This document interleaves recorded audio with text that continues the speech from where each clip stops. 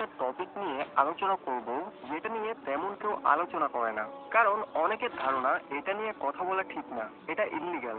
But অনেক সময় দেখা যায় 1 নাম্বারের জন্য অনেকেই ফেল করে, 1 নাম্বারের জন্য অনেকের A+ মিস হয়ে যায়। তো এই সময় যদি আমি তোমাদের একটু হেল্প করতে পারি যে টিচারের নজর কিভাবে এড়ানো যায়, মানে টিচারের নজর যেন তোমার উপর না পড়ে, এরকম কয়েকটি টিপস দিব আজকে।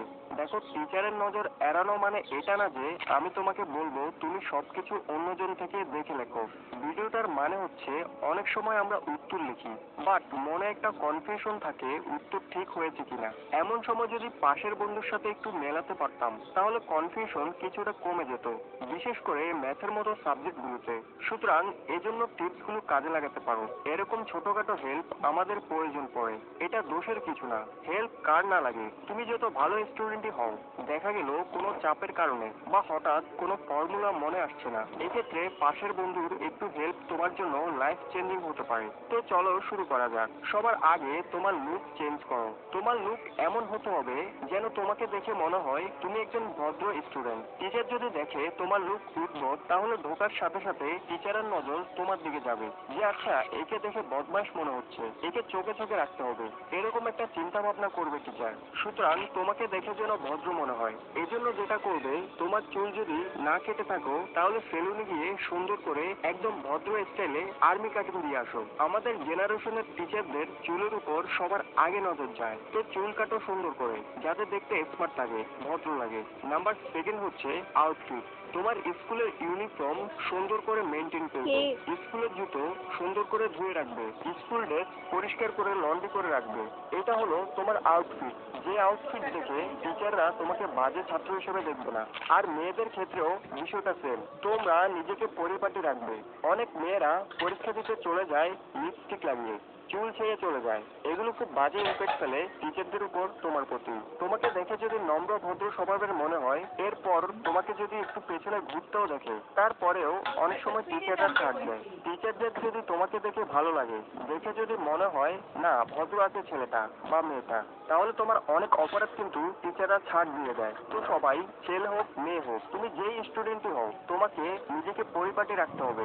মেয়েদের ক্ষেত্রে চুলগুলো বেনি করে সুন্দর করে যাবা, ঠোঁটে কোনো লিপস্টিক দিবে না, হালকা লিপ বাম দিতে পারো যাতে উগ্র মনে না হয়। এটা ছিল আউটলুকের কথা।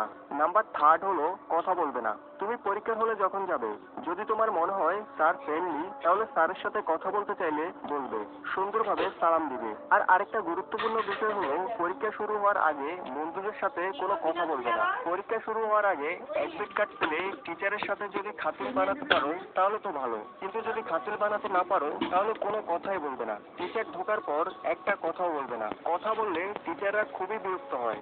অনেক টিচার আছে এমন, যদি তুমি সারা ক্লাস দেখে দেখে লেখো কিন্তু মুখে শব্দ না করো, তাহলে তোমাকে পুরোপুরি ছাড় দিয়ে দেবে। তো তুমি দেখে লিখো কিন্তু মুখে শব্দ করবে না। আর 3টি সময় সবচেয়ে কড়া ডাক থাকে। 3টে সময় তুমি দেখাদেখি করার কথা চিন্তায়ও আনবে না। প্রথম হলো যখন খাতা দেওয়া শেষ, সবাই লেখা শুরু করে দেওয়ার 10 মিনিট পর, মানে খাতা দেওয়া শেষ, প্রশ্নও দেওয়া শেষ, সবাই লেখা শুরু করে দিয়েছে, লেখা শুরু করার 10 মিনিটের ভেতরে বা প্রশ্ন দেওয়ার সাথে সাথে, এই সময় টিচাররা খুবই অ্যাক্টিভ থাকে। সুতরাং এই সময়ে তোমরা দেখাদেখি করার কথা চিন্তাও করবে না। এই সময়ে তোমরা যেটা করবে, যেগুলো তোমরা নিজে পারো সেগুলো লিখবে, যেগুলো পারো না সেগুলো দাগিয়ে রাখবে, ডানে বামে তাকাবে না, তাহলে কিন্তু তোমরা স্যারের নজরে পড়ে যাবে। এমসিকিউর ক্ষেত্রেও সেম।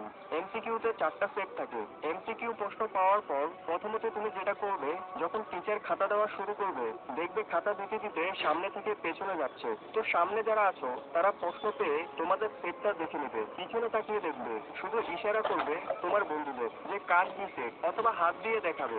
আর তোমরা যে যাদের সাথে পরীক্ষা দেবে, তোমার বন্ধু বান্ধব, তোমরা হলে ঢোকার আগেই ডিসকাশন করে নেবে যে আমরা সেট মিলাবো, কার সাথে কার সেট মিলে। ক হলে একটি আঙ্গুল উঠাবে, খ হলে 2টি, এভাবে ইশারা ইঙ্গিতে ডিসকাশন করবে। এরপর 10 বা 15 মিনিটে যে যা পারো সেগুলো লেখার পর যেগুলো পারো না সেগুলো নিয়ে বসবে। বসার পর স্যারের দিকে কখনো ফেস টু ফেস তাকাবে না। টিচারের চোখে যেন তোমার চোখ না পড়ে। অনেকেই যেটা করে, আগে দেখে টিচার কি করছে, এরপর টিচার ডানে বামে গেলে পিছনে তাকায়। এটা করবে না। যদি তুমি টিচারের দিকে তাকানোর পর টিচারের নজর তোমার দিকে পড়ে, তখন স্যার বুঝবে তুমি স্যারের দিকে নজর রাখছো। তখন স্যার তোমাকে মার্ক করে রাখবে, তোমার দিকে বারবার ফোকাস করবে। আর একবার যদি টিচারের ফোকাসে পড়ে যাও, একটু পর পর টিচার ঘুরে ফিরে তোমার দিকে তাকাবে। সুতরাং টিচারের ফোকাসে পড়া যাবে না। এখন তোমাকে একটি টেকনিক বলবো। তুমি চাইলে একটা গ্লাস নিতে পারো, মানে চশমা, আর দেখবে গ্লাসটি রিফ্লেক্ট হয় কিনা। এরপর সেটা তোমার পাশে রেখে দিবে টিচারের দিকে ঘুরিয়ে। এরপর তুমি গ্লাসের দিকে তাকাবে, টিচারের দিকে কখনো তাকাবে না। গ্লাসের দিকে তাকিয়ে দেখবে টিচার কোন দিকে যায়। যদি দেখো টিচার অন্য দিকে তাকিয়ে আছে, তখন তুমি পেছনে তাকাবে বা সামনে তাকাবে। মনে রাখবে তোমার নজর থাকবে গ্লাসের দিকে, টিচারের দিকে না। টিচারের দিকে সরাসরি আই কন্ট্যাক্ট করবে না। এরপর হলো ন্যাচারাল লুক মাস্টারি। টিচারের চোখে ধরা পড়ার সবচেয়ে বড় কারণ সন্দেহজনক ব্যবহার। তুমি যদি ঘাড় নাড়াও বেশি বা বারবার এদিক সেদিক তাকাও, টিচার ধরে ফেলবে। তাই নিজের গতিবিধিকে এমন বানাও যেন তুমি সেফ চিন্তা করছো, হিসাব করছো। কখনো হঠাৎ করে তাকিও না পাশের খাতায়। স্লো মুভ করো, মাথা একটু হেলাও, আর চোখে রাখো আত্মবিশ্বাস। তো বন্ধুরা, এগুলো মনে রাখবে। টিচারের দিকে সরাসরি তাকাবে না, আর মুখ দিয়ে কথা বলবে না। ফ্রেন্ডদের সাথে ইশারায় কথা বলার চেষ্টা করবে। আর যদি কোনোভাবে একবার ধরা খেয়ে যাও, তাহলে স্যারের সাথে কখনোই রাগারাগি করবে না। নম্র ভদ্রভাবে থাকবে, উঁচু গলায় কথা বলবে না। তাহলে দেখবে ওভারঅল টিচার তোমার দিকে নজর কম দিবে। সো এটাই ছিল আজকের ভিডিও। আমি জানি তোমাদের পরীক্ষা খুব কাছে চলে এসেছে। হয়তোবা ভিডিওটি যখন দেখছো তোমার পরীক্ষা অলরেডি চলছে। সো সবার জন্য দোয়া রইলো তোমরা সুন্দরভাবে পরীক্ষা দাও। সো আজ এ পর্যন্তই। ভিডিওটি দেখার জন্য সবাইকে ধন্যবাদ।